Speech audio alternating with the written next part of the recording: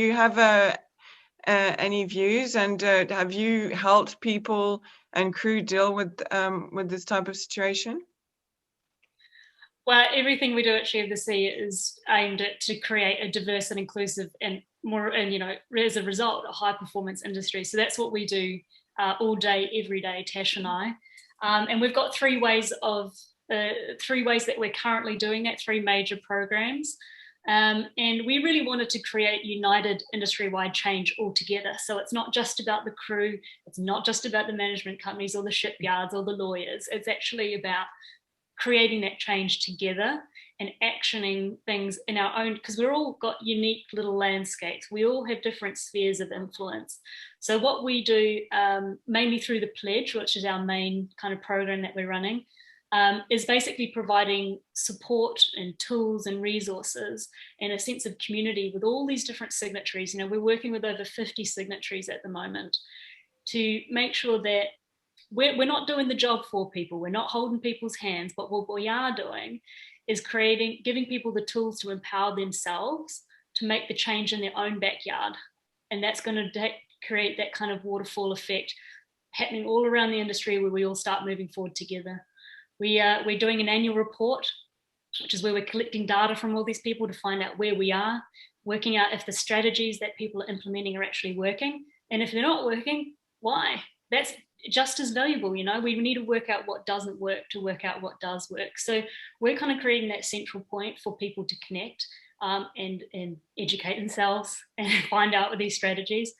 In addition to that, we've actually created a mentoring program, which is for shoreside crew, all genders, all ages, all departments, all sectors to come together. And we've got amazing software that facilitates this.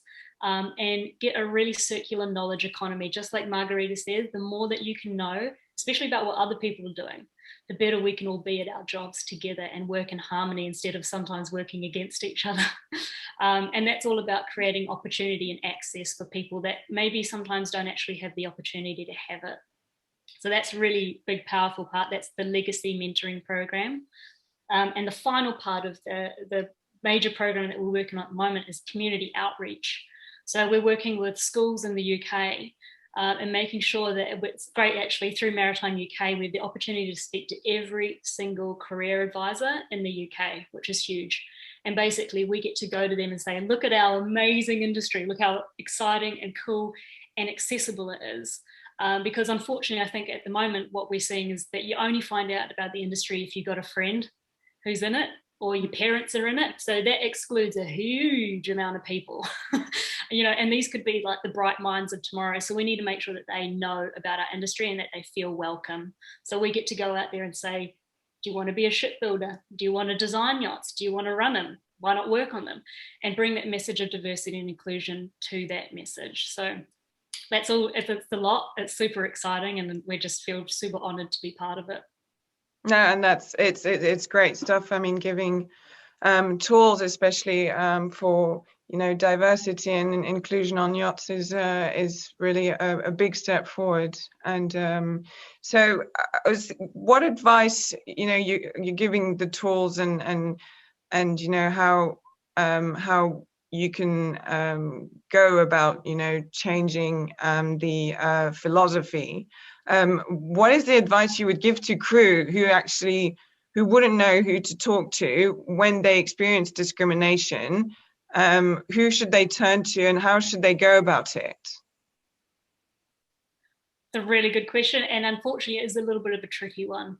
I think when I put my chief officer hat on, I need to say, I want to say, follow the complaints procedure. Go up the chain. If you can't talk to your chief officer or your captain or your chief stew, talk to the management company and go up the chain like that. I will acknowledge that there is a large portion of, when you might have a complaint, that unfortunately the person at the top of the tree might be the problem. So that's when it gets tricky. Management company, I do say to everyone, we say this to all of our legacy members and Share the Sea people, get yourself part of either Nautilus or the PYA, have that outside support. And I mean, again, we have actually, spoken to some of our legacy mentees, having a mentor to talk to, because every situation is different, right? It might be a little thing that you suspect, or it might be outright really awful bullying and harassment. So there's not one answer to every situation, but if you can find someone who's removed from your vessel and who is very experienced and on your side, so like a mentor, that's going to help you navigate that specific situation yourself. But, and again, I think the one thing that I would say to people is that if you're being discriminated against and you're in an awful situation and you can't seem to solve it by yourself, because it's probably not your it's not your problem, it's someone else's problem, leave. You don't want to work in that environment. You know, it's not worth Absolutely. it. It's not going to be doing you any favor. And as soon as you're not enjoying your job and you're not in a good culture, it's not working, right? Greener pastures. And unfortunately, I wish that wasn't the answer, but that is the safe answer that I would say to people: just get out of there, because you don't want to be part of that. Yeah, I would like to add, as scary as it is, I sat in jobs longer than I should have, and I was scared to leave because you need the money, you're afraid of what repercussions it would have for your reference letter and so on.